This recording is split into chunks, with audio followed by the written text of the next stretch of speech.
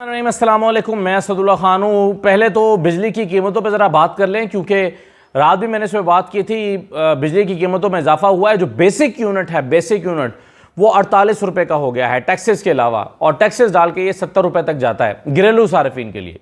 घरेलू सार्फिन के लिए अब एक यूनिट 70 रुपये का हो गया। वो जो 100 यूनिट इस्तेमाल करने वाले लोग हैं उनके यूनिट भी बढ़ गए हैं। तो ये जो हुकूमत फ़ैसला कर रही है, ये IMF की शराइत पर कर रही है। IMF की कदगने हैं जिसकी वजह से हुकूमत को ये फ़ैसला करना पड़ा है। अब सवाल ये पैदा होता है कि ये कसूर जो है ये हुकूमतों का है। पाकिस्तान में आने वाली हुकूमतों की गलत पॉलिसियों की वजह से आज मुल्क को ये दिन देखने पड़ रहे हैं। IPPs जैसे अजदहे जो इस मुल्क को खा गए हैं, उनकी वजह से पाकिस्तान की इकॉनमी तबाह हो गई है। ये जो 5000 अरब रुपए का जो आपका सर्कुलर डेट बन चुका है एनर्जी के ऊपर, ये पाकिस्तान की इकॉनमी को ले बैठा है। पाकिस्तान की इकॉनमी की तबाह हुई है उन सियासतदानों की गलत पॉलिसीज़ की वजह से जिनको हमने मुंतखब किया। उन सियासतदानों की गलत पॉलिसीज़ की वजह से IMF के पास जाना पड़ा। IMF ने शराइत लगाई हैं और उसका इम्पैक्ट मुझ पर आ रहा है, आप पर आ रहा है। सवाल ये पैदा होता है कि हुकूमतों की गलत पॉलिसियों का जो खुमियाजा है वो मैं क्यों भुगतूं, वो आप क्यों भुगतें। यानी सवाल ये पैदा होता है कि ये पैसे जो मुझे बिजली की कीमत में अदा करने पड़ रहे हैं, ये मेरे पैसे हैं, ये मेरे बच्चों के पैसे हैं, ये मेरे फैमिली के पैसे हैं, ये मेरे बच्चों की तालीम पर खर्च होने चाहिए, या आपके बच्चों की तालीम पर, आपके बच्चों की सेहत पर खर्च होने चाहिए, उनकी खुराक पर खर्च होने चाहिए। लेकिन आप घर में फ्रूट लेकर नहीं आएंगे क्योंकि आपने बिजली का बिल अदा करना है। आप बच्चों को महंगी तालीम नहीं दे सकते क्योंकि आपने बिजली का बिल देना है। आप सोचें ना कि बच्चे की तालीम पर आप 20,000 रुपया स्कूल की फीस महंगे स्कूल में अदा नहीं करेंगे क्योंकि आपको 40,000 रुपये का बिल अदा करना है। यही 40,000 रुपये का बिल अगर 10,000 रुपये आए तो आप अपने बच्चों को एक अच्छे स्कूल में पढ़ा सकते हैं, आप बेहतर तालीम दे सकते हैं, आप बच्चे की ज़्यादा फीस अदा कर सकते हैं, आप बच्चे को बेहतर खुराक दे सकते हैं। यहाँ पर जहाँ पर लाखों बच्चे स्टंटेड ग्रोथ का शिकार हैं, वहाँ पर लोग बिजली के बिल की कीमतें अदा कर बिजली की कीमत और बिजली के महंगे बिल अदा कर करके लोगों की कमर टूट गई है। तो किसी को कोई ख्याल है कि ये जो 40-40 हज़ार रुपये के बिल आ रहे हैं, 50-50 हज़ार रुपये के बिल आ रहे हैं या इससे भी ज़्यादा, क्या ये देने की सकत लोगों में है कि नहीं है? लोग कैसे ये बिजली के बिल अदा कर रहे हैं और वजह क्या है? हुकूमतों की गलत पॉलिसियाँ जिसकी वजह से IMF के पास जाना पड़ता है। और भाई IMF के पास जाना मेरी वजह से तो नहीं पड़ रहा ना, आवाम की वजह से तो नहीं पड़ रहा, एक रेडी वाले की वजह से तो IMF के पास नहीं जाना पड़ रहा ना। एक आम आदमी जो 50,000 रुपये की नौकरी करता है, जो अब उसमें से टैक्स अदा करके बेचारा 30,000 रुपये घर लेकर जाएगा, वो 50,000 रुपया कमाने वाला शख्स, उसकी वजह से तो आप IMF के पास नहीं गए ना। IMF के पास गए हैं आप अपनी गलत पॉलिसियों की वजह से, IMF के पास गए हैं आप अपनी गलत हिकमत अमली की वजह से, और उसका खुमियाजा हमें भुगतना पड़ रहा है, आवाम को भुगतना पड़ रहा है कि जिनको महंगे बिजली के बिल अदा करने पड़ रहे हैं। तो हम वो बदकिस्मत कौम हैं जिनके हुक्मरानों की अयाशियों की वजह से सारा बोझ गरीब आवाम पर पड़ गया है टैक्सेस के शक्ल में।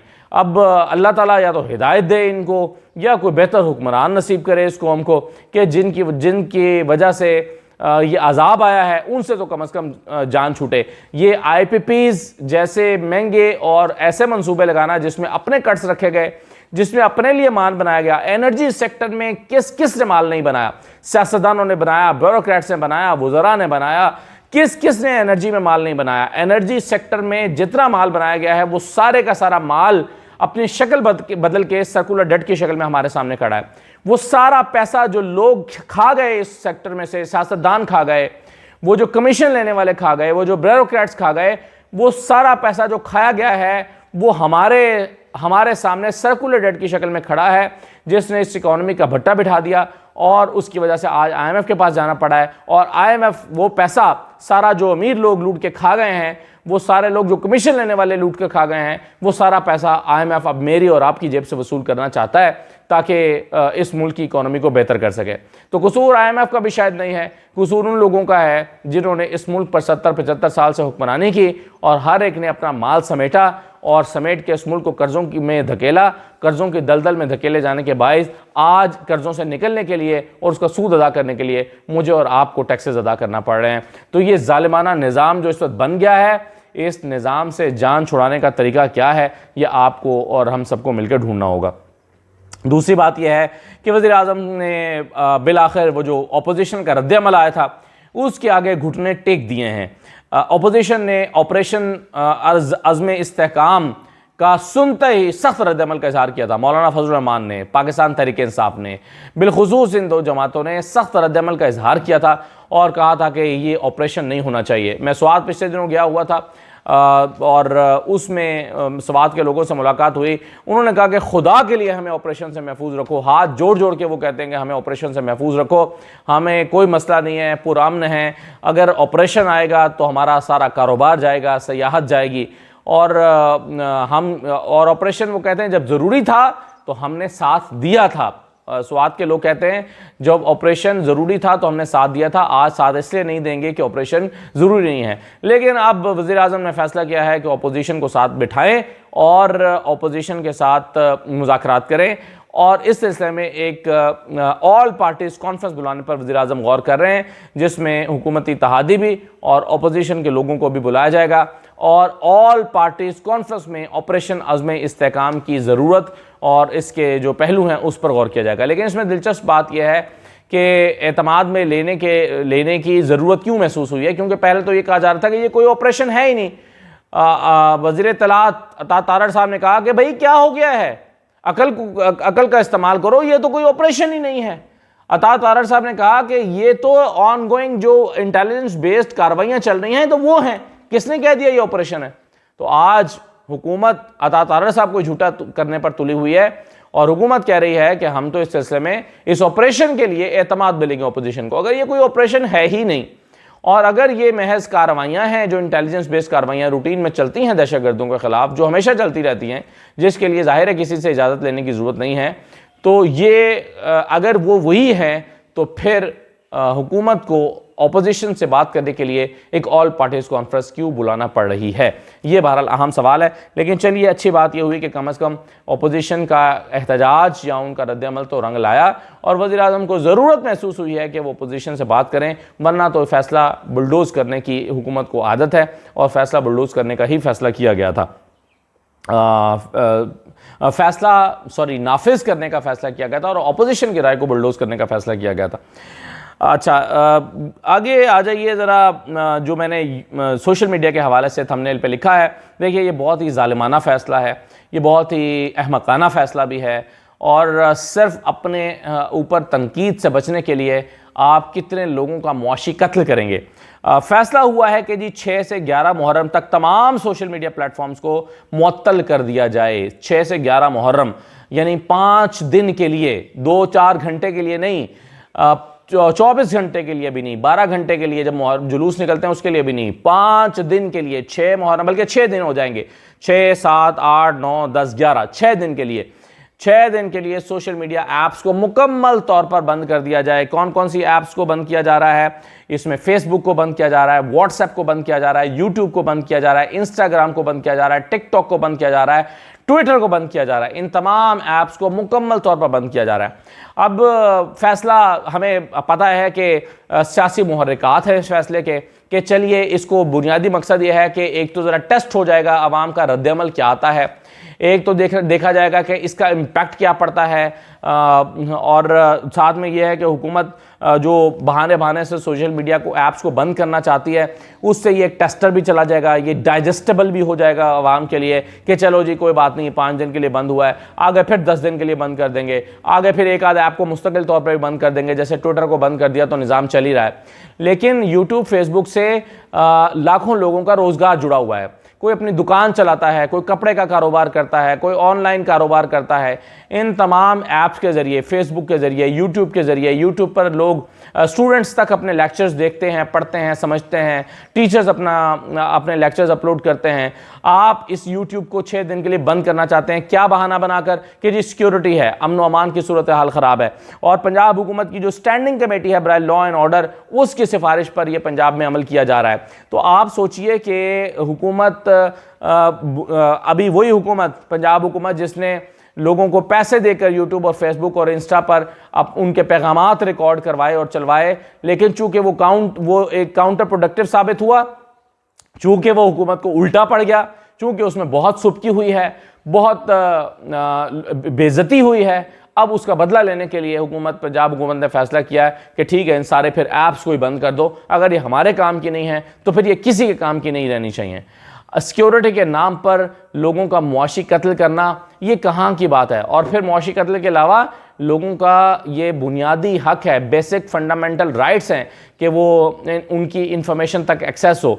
आज तक जो पाकिस्तान में सिक्योरिटी के थ्रेट्स रहे हैं वो बहुत ख़तरनाक रहे हैं, लेकिन सिर्फ मोबाइल फ़ोन सर्विस बंद करने से या एक दिन के लिए चलें इंटरनेट को ज़रा इंटरनेट सर्विस बंद करने से आप निज़ाम चलाते हैं और कामयाबी से मुहर्रम गुजारते हैं। लेकिन 6 दिन के लिए बंद कर देना सोशल मीडिया ऐप्स को, इसके मुहर्रिकात साफ और वाज़ेह तौर पर सियासी दिखाई देते हैं और साफ नज़र आता है कि हुकूमत चाहती है कि एक टेस्टर लगा के देख ले कि अवाम का क्या रद्दमल आता है, वो देख ले कि इसका इम्पैक्ट क्या पड़ता है, वो देख ले कि सोशल मीडिया को बंद करने से जो है वो एक रास्ता चले खुल जाएगा आहिस्ता आहिस्ता। आप फिर किसी और बहाने से 4 दिन के लिए बंद कर दें, फिर किसी और बहाने से 6 दिन के लिए बंद कर दें और फिर कोई एक आध और ऐप को बंद कर दें ट्विटर के साथ साथ। तो ये हुकूमत करना चाहती है और चाहती है कि लोगों की आवाज़ का गला घोट दिया जाए, उनका न सिर्फ आवाज़ का गला घोटा जाए बल्कि उनकी इकोनॉमी का गला भी घोट दिया जाए। आप सोचें कि कितने लोगों का इसमें मुआशी कत्ल होगा। ये सिर्फ वो लोग नहीं यूट्यूब सोशल फेसबुक पे बैठे हुए हैं जो आपके ख़िलाफ़ बात करते हैं या आप पर के ऊपर तनकीद करते हैं, इसमें बेशुमार लोग दीगर काम भी करते हैं। कोई कुकिंग का काम करता है, कोई ट्रैवलिंग का काम करता है, तो बेशुमार डिफरेंट जॉनरास हैं, लेकिन आप सबको बंद करके उनका मुआशी तौर पर गला घोटना चाहते हैं। ये कहाँ की दानिशमंदी है? और यकीनन ऐसे फैसले करके हुकूमत गैर मकबूल होगी, हुकूमत की मकबूलियत में इजाफा नहीं होगा।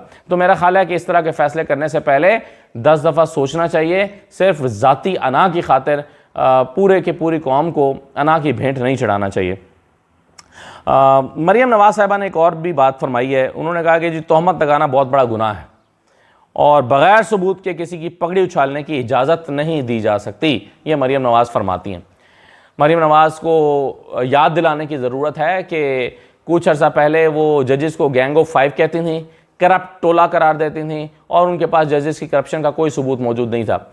वो बुशरा बीबी को पिंकी पीरनी करार देती थी और पिंकी पीरनी और न जाने क्या क्या इल्ज़ामात लगाती थी और करप्शन के इल्ज़ामात लगाती थी, घड़ी चोर कहती थी। आज अदालतों में साबित हुआ है कि घड़ी चोरी का इल्ज़ाम गलत था और उसमें कोई ऐसी चीज़ गैर कानूनी तौर पर, अखलाकी तौर पर तो मैं पहले भी तनकीद करता रहा हूँ कि इमरान खान को ये घड़ी तोशाखाना से नहीं लेनी चाहिए थी, उनको किसी चीज़ की ज़रूरत नहीं थी। शायद उन्होंने बुशरा बीबी की ख्वाहिश पर यह किया होगा। बुशरा बीबी को भी इस तरह के काम में नहीं पड़ना चाहिए था, लेकिन इसमें कानूनी तकाजे बहरहाल पूरे किए गए, कानूनी तौर पर कोई केस नहीं बनता। लेकिन इसके बावजूद मरियम नवाज़ घड़ी चोर कहा करती थी। आज फरमाती हैं कोई उलमा कौन पता नहीं कोई मजहबी कॉन्फ्रेंस से ख़िताब करते हुए, मैं तो हैरान उन लोगों पर जिन्होंने मरियम नवाज़ को इस कॉन्फ्रेंस से ख़िताब करने के लिए बुलाया। आपको बंदा देख ही लेता है कि यार किस कॉन्फ्रेंस से ख़िताब करने के लिए किसको बुलाया जा रहा है। तो मरियम नवाज़ साहिबा ने इस कॉन्फ्रेंस में ख़िताब करते हुए कहा तोहमत लगाना बहुत बड़ा गुनाह है। सुबहान अल्लाह, सारी ज़िंदगी तोहमतें लगाते गुजर गई और अपने मुखालिफिन को पीली टैक्सी करार देने वालों की औलाद या आज बात कर रही है कि तोहमत लगाना बहुत बड़ा गुनाह है और बग़ैर सबूत किसी की पगड़ी उछालने की इजाज़त नहीं दी जा सकती। और आज तक जो पगड़ियाँ बग़ैर सबूत के मरियम नवाज़ उछालती चली आई हैं, उसका हिसाब कौन देगा? क्या वो उसका हिसाब देंगी? इस सवाल का जवाब उनसे ज़रूर हासिल करना चाहिए। शेख वकास अकरम साहब, जिनको पब्लिक अकाउंट्स कमेटी के चेयरमैन नामज़द किया गया है और उस पर तहरीक इंसाफ कायम है कि पब्लिक अकाउंट्स कमेटी के चेयरमैन शेख वकास अकरम ही होंगे और उनका जो मौक़िफ़ है वो बड़ा दो टोक है। और वो कह रहे हैं शेख वकास अकरम साहब, वो कहते हैं हुकूमत के लक्षण ऐसे नहीं हैं कि साथ बैठकर चाय पी जाए। मैं बिल्कुल इत्तफ़ाक़ करता हूँ उनसे कि हुकूमत मुज़ाकरात की एक तो करने की अहलियत ही नहीं रखती, यानी उनके पास मैंडेट ही नहीं है और उनकी सियासी तौर पर वो हैसियत ही नहीं है कि मुज़ाकरात करें और उनके पास देने के लिए कुछ है नहीं, फ़ैसला किसी और ने करना है। तो इस हुकूमत के साथ मुज़ाकरात करना वक्त का ज़िया भी है और अपने आप को धोखा देना, जिसे ख़ुद फरेबी कहते हैं, ख़ुद फरेबी के मुतरादिफ भी है। और उल्टा ख्वाजा आसिफ जैसे लोग ताने देंगे और कहेंगे कि देखा फिर आ गए ना ये मुज़ाकरात पे, देखा फिर हो गए ना सीधे, और फिर कहेंगे कि ये कोई शर्म होती है, कोई हया होती है। इस तरह के ताने वो देंगे और बाकी लोग हुकूमत के। तो ये बात ठीक कही है कि आप अपनी इंटेंट तो शो करें। अगर आप मुज़ाकरात करना चाहते हैं तो अपनी नेकनियती तो शो करें, जो कि हुकूमत शो नहीं कर रही। और लच्छन, उन्होंने लफ्ज़ इस्तेमाल किया कि लच्छन ऐसे नहीं है कि उनके साथ बैठ के चाय भी पी जाए। मुराद यह है कि हुकूमत अपना पहले रवैया तो दुरुस्त करे, फिर ही मुज़ाकरात हो सकते हैं। इजाज़त दीजिए, अल्लाह हाफ़िज़।